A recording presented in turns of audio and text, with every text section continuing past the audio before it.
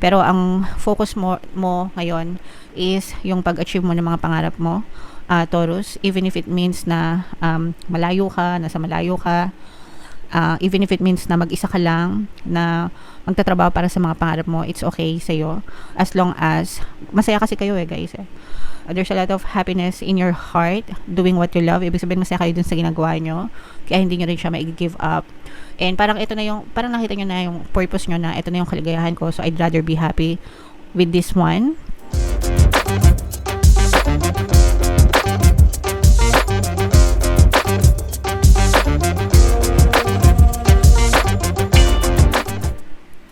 Hello guys, hello Taurus, welcome back to Pinoy Pixie Tarot. Ang pamagat ng episode natin for tonight is past, present, future mga kapixie. Ito isang timeless reading para sa Taurus, Sun, Moon, Rising, Sign, and Venus. So, shuffle ko yung cards guys, hanapin ko yung energy ng Taurus. So, guys, so, Taurus, kayo ay represent na Queen of Pentacles sa ating spread. Ito ay timeless reading mga kapixie. Ibig sabihin, anytime na mapanood nyo yung video, pwede siyang mag-resonate sa inyo. Kung hindi kayo naka-resonate right now, pwede nyo balikan next time, next year, next month mga kapixie. And by those time, maaari nang mag-resonate yung mga messages para sa inyo. So, itong spread na to guys, ito yung sa recent past nyo. Ito yung nangyari sa inyong recent past mga kapixie. So, dito nakikita natin, this is for on like parang energy ng love plus energy ng money as well mga kapixie. So, dito parang meron tayong nakita na merong nag-reconcile or nakipagbalikan or baka nakipagbalikan kayo dun sa inyong partner or specific person mga kapixie. Sinubukan nyo pang parang magsimula ulit, no? With your person, with your specific person. Pero in the end guys, parang medyo may regrets kayo or parang pinagsisisihan nyo na nakipagbalikan kayo dun sa inyong mga ex-person, mga kapixie. Eto guys, parang yung reason yung nung iba sa inyo kung ba't kayo nakipagbalikan is more on money, especially if meron kayong mga anak, meron kayong mga sinusustentuhan or sinusuportahan mga kapixie. Parang yun yung naging dahilan nyo, no? Na kaya kayo nakipagbalikan dun sa person is more on para dun sa sustento, para hindi kayo mahirapan sa mga gastusin, co-parenting ba guys? Pero hindi lang siya limited sa co-parenting kasi nga nakipagbalikan kayo sa kanila. But then again, sabi ko nga sa inyo guys, parang somehow pinagsisisihan nyo siya. So kung bakit nyo pinagsisisihan, titingnan natin mga kapixie, no? Kung lalabas dito kung bakit nyo pinagsisihan yung mga reason. Ayan. Pinagsisihan kung bakit nyo bakit pinagsisihan nyo na nakipagbalikan kayo sa kanila. So, nakikita natin dito na sa present situation nyo, ito yung present mga kapixie, no? There's a lot of fights ongoing. Marami kayong mga pag-aaway, mga pagtatalo ng iyong partner or specific person. And meron ditong presence ng earth signs, Capricorn, Taurus, Virgo. So, for some of you, pwedeng earth sign sila or may earth element yung person mo. And yeah, so ito yung reason guys kung bakit nagsisisi kayo na nakipagbalikan kayo sa person mo, kasi palagi din kayo nag-aaway ng person mo. And it so happen na sa present energy nyo mga kapixie, parang natuto ka rin gumawa ng pera.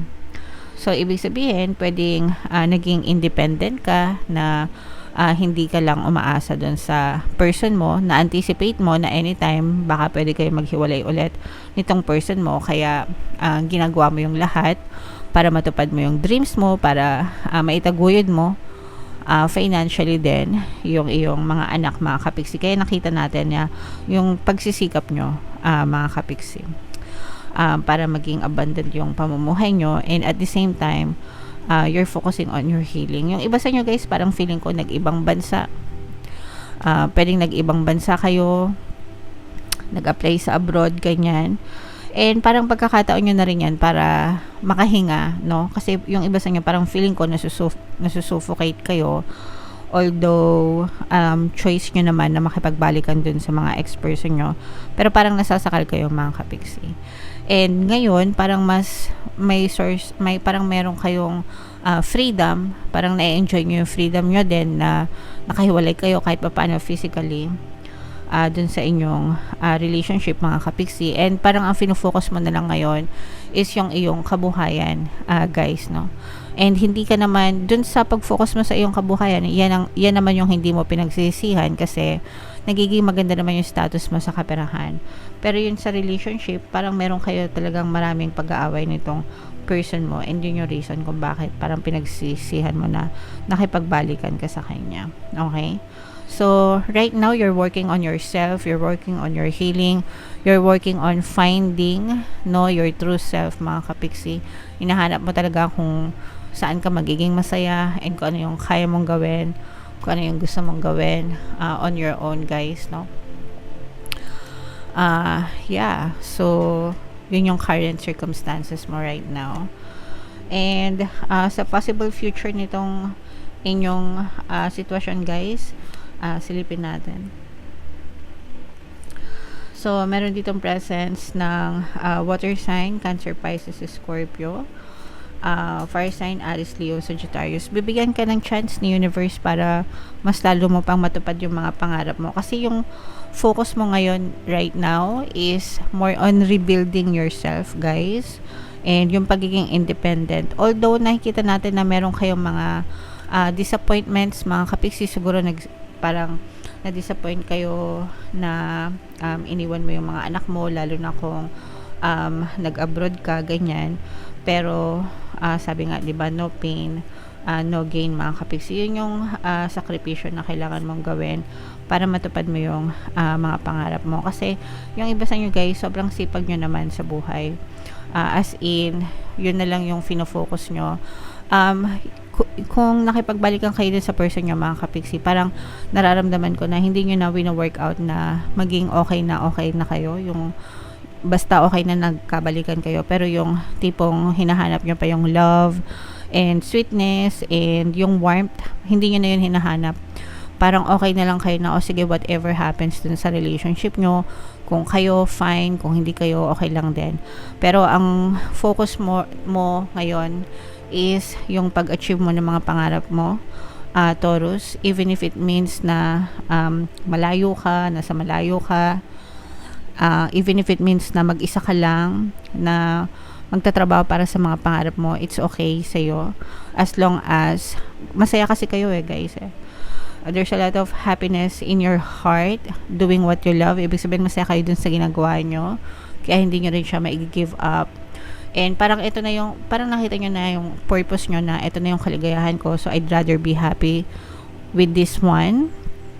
Kumbaga, okay na ako na masaya ako at least sa pangarap ko. Natutupad ko. Okay na kahit na hindi na masyadong maganda yung love life ko. Parang ganon. Yung ano nyo, yung hanash nyo. Kahit hindi na masyadong maganda yung love life, basta yung trabaho nyo, yung pangarap nyo, yung gusto nyo gawin sa buhay is nagagawa nyo, mga kapigsi. Okay na kayo dun, okay? So, okay ka ba dyan, Taurus? Comment down below if feeling nyo naka-resonate kayo dyan. Sa akin naman, guys, kahit ano, balance lang, kahit may love life, kahit wala, basta masaya kayo sa buhay nyo. At saka hindi naman nadedefine yung pagkatao natin ng dahil lang sa love life, no? There are some successful people na kahit walang love life, diba, masaya pa rin. So, hindi natin dapat vino-validate yung happiness natin sa ibang tao. But, just be happy and yeah, just be happy with what you are doing in your life, okay? So, i-main-main nyo na to, guys, itong mga pangarap nyo sa buhay. I-main-main nyo na yan sa comment section. Itong kasaganaan, guys, kasi nakikita natin na masagana yung buhay nyo right now, no? So, i-main-main nyo yan sa comment section. Bunot lang tayo ng isa pang card para sa inyong additional message. Ayan. So, no two flowers are the same, yet all are beautiful in their own ways. Ibig sabihin nito, guys, wag mo i-compare yung sarili mo. Yung sarili mo sa ibang tao.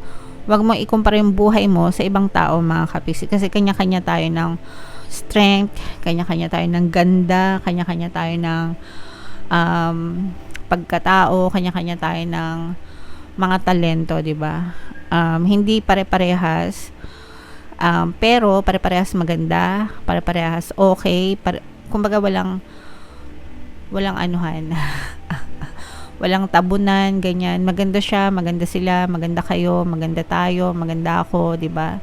Lahat maganda, mga kapiksi, in their own beautiful way. Ikaw maganda ka. Hindi lang sa maganda, no? But lahat na ng magagandang katangian nasa iyo din. I-highlight mo 'yon and 'wag mo ikumpara yung buhay mo or yung sarili mo sa ibang tao. They are beautiful the way you are, the way they are. And ikaw din, you are beautiful the way you are, kapiksi. Alright? Ayan, no? Comparisons, di ba? Comparisons are odious because they presume all other things are equal, which is never the case. So, again, guys, no?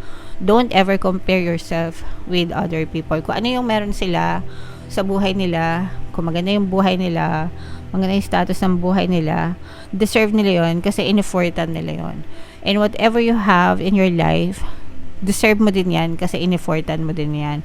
So, it's all about effort and it's all about maximizing or accentuating, no? It's all about accentuating yung ganda mo, yung bangis mo, di ba? Yung asim mo, ilabas mo lahat yan, kapiksi. Basta wag mo ikumpara yung sarili mo sa ibang tao. Don't ever feel defeated or wag mong isipin na mas mataas sila kaysa sa'yo or mas magaling sila, kaysa sa'yo mas magaling sila, kaysa sa'yo. Hindi ganon, guys. Okay? Alright. You have your own beauty, your own strength, kapiksi. So, yeah. Comment down below if naka-resonate kayo dyan sa message na yan. And yung mga pinapamind ko sa inyo, Taurus, i-mind nyo na sa comment section.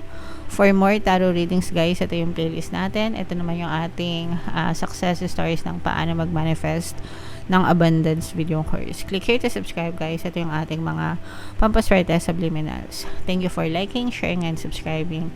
See you again next time. I love you all, mga kapiksi. Have a nice day. Bye-bye.